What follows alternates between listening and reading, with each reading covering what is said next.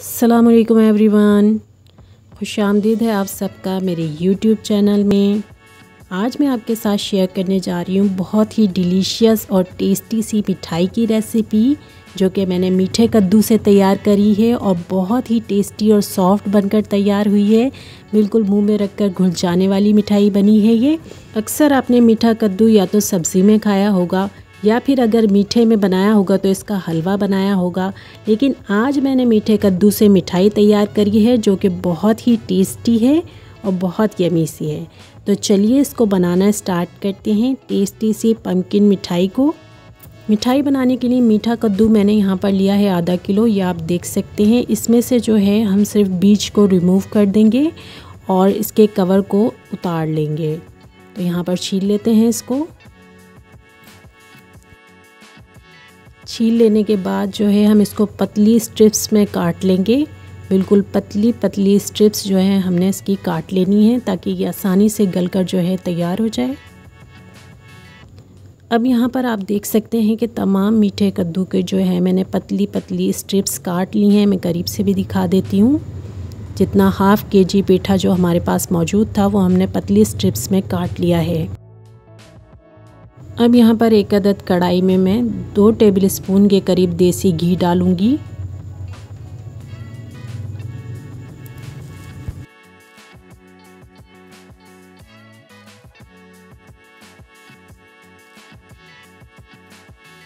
और जब घी हमारा शानदार तरीके से गर्म हो जाएगा तो फिर हम इसमें कटा हुआ मीठा कद्दू यानी कि पम्पकिन को डाल देंगे, जो कि हमने पतली स्ट्रिप्स में काटा था।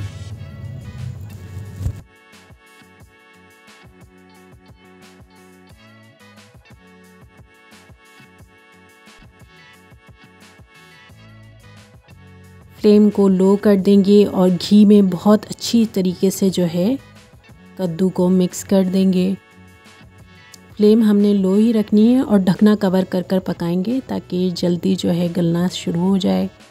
तो इसे ढकना कवर कर देते हैं और कुछ देर बाद जो है फिर चेक करते हैं।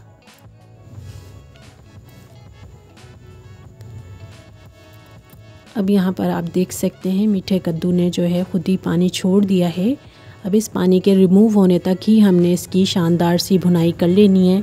तो इस तरह चमचे से हम इसको चलाते रहेंगे वक्फे वक्फे से, और इसकी स्ट्रिप्स को भी चमचे की मदद से तोड़ते रहेंगे और इसकी भुनाई होने तक जो है हम इसको इसी तरह पकाएंगे।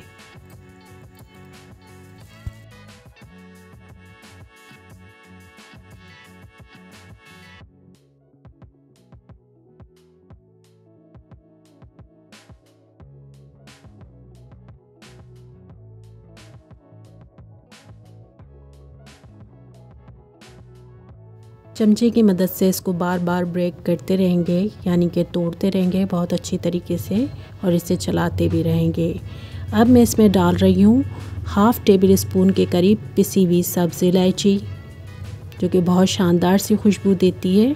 इसे बहुत अच्छी तरीके से मिक्स कर देंगे और फिर से इसको लो फ्लेम पर इसी तरह भुनाई होने देंगे। साथ साथ चलाते भी रहेंगे। इसमें टाइम तो लगता है लेकिन बहुत ही टेस्टी बनकर तैयार होती है ये मिठाई। तो इसकी भुनाई कर लेते हैं।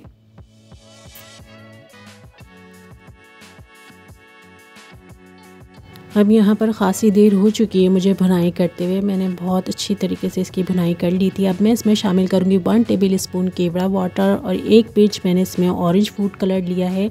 दोनों को मिक्स कर इसमें डाल देंगे।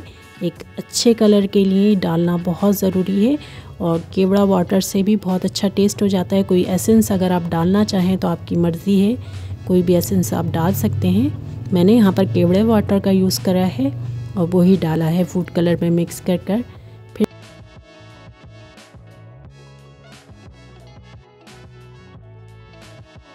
यहाँ पर जो है ख़ासी हद तक मीठे कद्दू का पानी रिड्यूस हो चुका है, लेकिन अभी भी मुझे इसकी जो स्ट्रिप्स हैं वो मोटी नज़र आ रही हैं। तो मैं चाहूँगी कि मैं हाथ से उनको ब्रेक करूँ। अगर आप चमचे की मदद से मज़ीद ब्रेक कर सकते हैं फिर तो आप कढ़ाई में रहने दें और इसी में बाकी के इंग्रेडिएंट शामिल कर लें। अगर नहीं कर सकते तो मेरी तरह ठंडा कर कर इसको एक थाल में निकाल लें और इस थाल में निकालने के बाद बाकी के इंग्रेडिएंट्स भी इसमें साथ साथ शामिल कर दें और हाथों से फिर इसको मिक्स करेंगे अच्छी तरीके से। तो थाल में मैंने यहाँ पर निकाल लिया है। इंग्रेडिएंट्स मैं आपको बता देती हूँ। 3 टेबल स्पून के करीब अभी फ़िलहाल जो है मैं डेसिकेटेड कोकोनट डाल रही हूँ इसमें, और 2 table spoon full 2 table spoon जो है मिल्क पाउडर शामिल करूँगी। और इसमें हम शामिल करेंगे आइसिंग शुगर। तो 2 टेबल स्पून जो है आइसिंग शुगर यानी कि पिसी हुई चीनी डाल रही हूँ। आप अपने टेस्ट के अकॉर्डिंग ज़्यादा भी डाल सकते हैं और कम भी कर सकते हैं। मैं पहले टेस्ट कर लूँगी, उसके बाद इसमें मज़ीद शामिल करूँगी। तो पहले इसको हाथों की मदद से बहुत अच्छी तरीके से मिक्स कर लेंगे। जितनी अच्छी तरीके से मिक्स कर सकते हैं उतना हम इसको बहुत अच्छी तरीके से मिक्स कर लेंगे।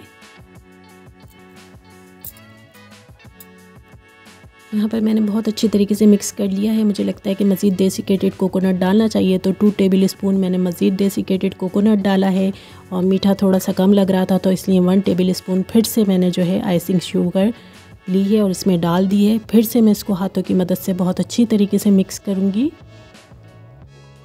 अब यहाँ पर आप देख सकते हैं कि बहुत अच्छी तरीके से मिक्स हो गया। अपने वापस से इसकी भुनाई करनी है तो इसको कढ़ाई में कन्वर्ट कर देते हैं और लो फ्लेम पर इसकी शानदार सी भुनाई होने तक जो है हम पकाएंगे और साथ साथ चमचे की मदद से चलाते भी रहेंगे।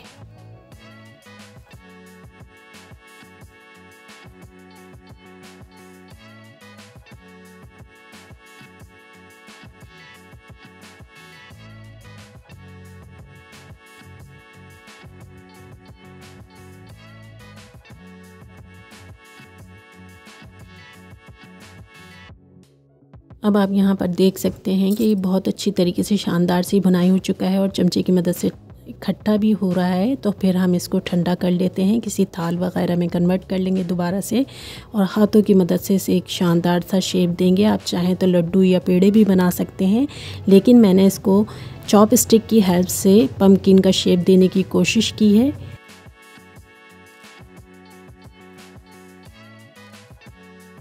अब मैंने यहाँ पर एक अदर चॉप स्टिक ली है। बॉल बनाने के बाद इस तरीके से पहले मैं होल कर दूँगी और फिर चॉप स्टिक की मदद से ही जो है मैं इसको एक शानदार सा शेप दूँगी। होल करते रहेंगे और बार बार इसको इस तरीके से शेप देते रहेंगे।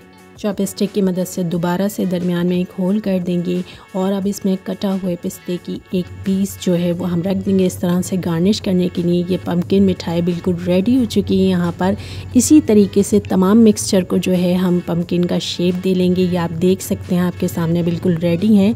तो पम्पकिन मिठाई की ये रेसिपी यानी कि मीठे कद्दू की मिठाई की ये रेसिपी अगर आपको अच्छी लगी है तो लाइक एंड शेयर कीजिए। मेरे चैनल को ज़रूर सब्सक्राइब कीजिएगा और बेल आइकन को भी प्रेस कीजिएगा ताकि मेरी आने वाली तमाम वीडियोस को देख सकें। Thank you so much.